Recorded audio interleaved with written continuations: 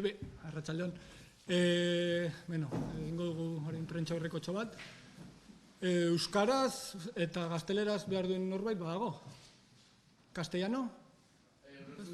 Baina behar duzu... Vale, ederki. Amets Aranguren eta Aitor Agirrezabal gara, Atortxurrueko antolakuntzako kideak, atzean antolakuntza guztia edo antolakuntzako parte handia. Eta, utziko diotitza ametsi. Gaur ez genuke hemen egon nahi. Gaur zita genuen Atarrabian, ordu honetan bertan. Gunea esitu eta abenduaren 18an egitekoa zen Atortxurroken muntaia martxan jartzeko. Baina hemen gaude.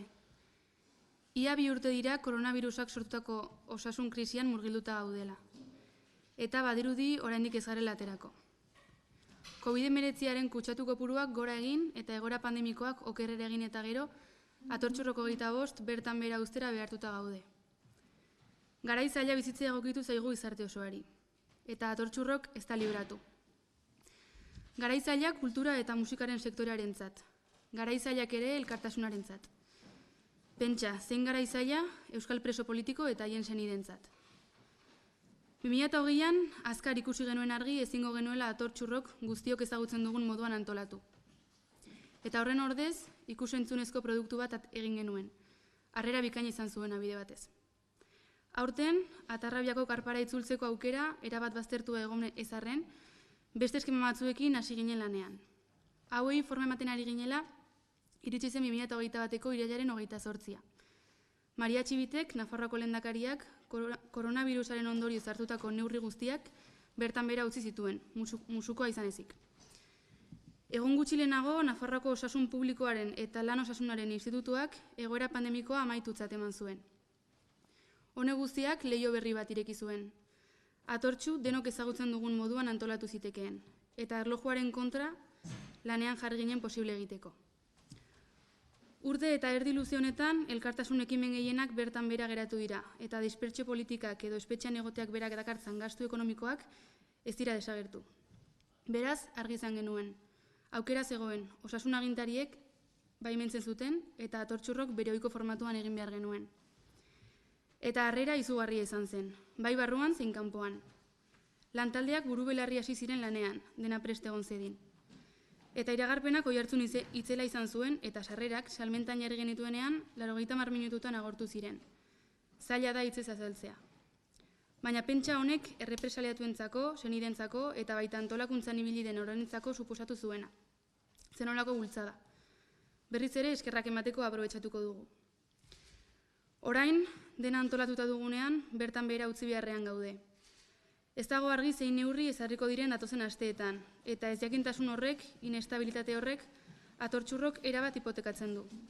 Ez da soilik aurten ezingo diogula dispertsioaren aurkako borrokari ekarpenik egin. Ezingo ditugula honek suposatzen dituen arriskuak nahi genuen moduan salatu, edo ezingo ditugula dakartzan gastuak lehundu. Egoera honek, zulo ekonomiko handia sortuko dio Atortxurroki. Esan bezala, gaur erabaki hau hartuta, dagoeneko galera ekonomiko garrantzitsu bat izango dugu aurten, milaka eurotakoa.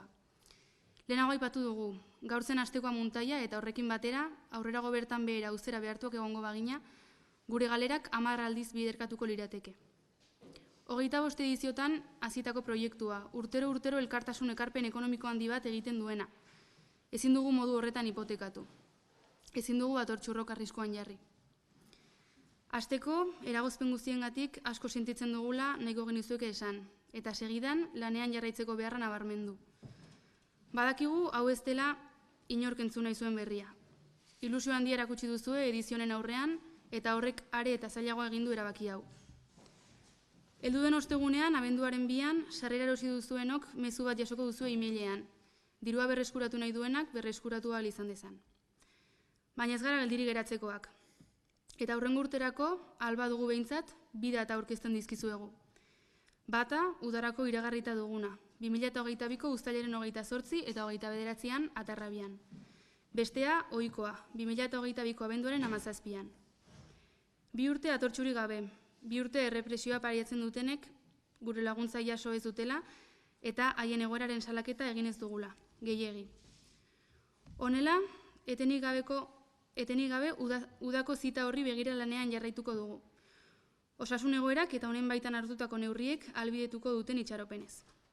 Milaka lagun zarete dagoeneko atortxu horretarako ere sarrera erosi duzuenak. Gure ahalegin handiena egingo dugu denbora honetan guztian, bildu ezin izan dugun elkartasun guztiari forma emateko. Bitartean, gogoratu gaudela elkartasuna emateko beste hainbat bide.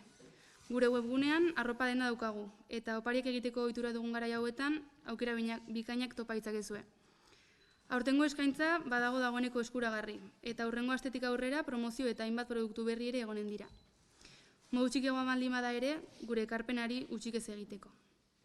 Berriz ere, mila esker guztioi. Uztailean ikusiko dugu elkar.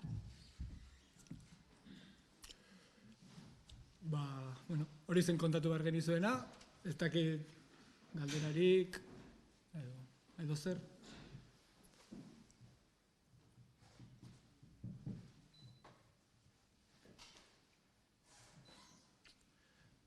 Bai, bota.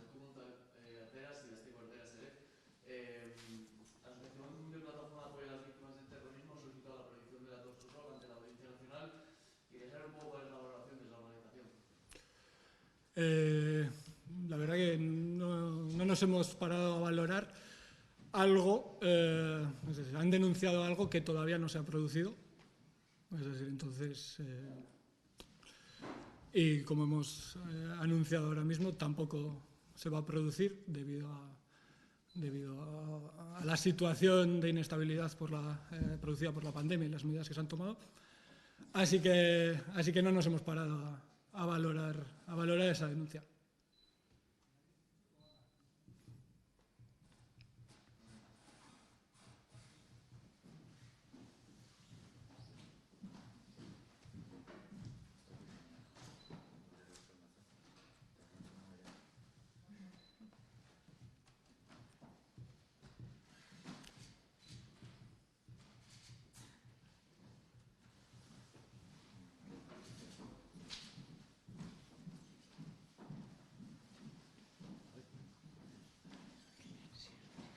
Listo.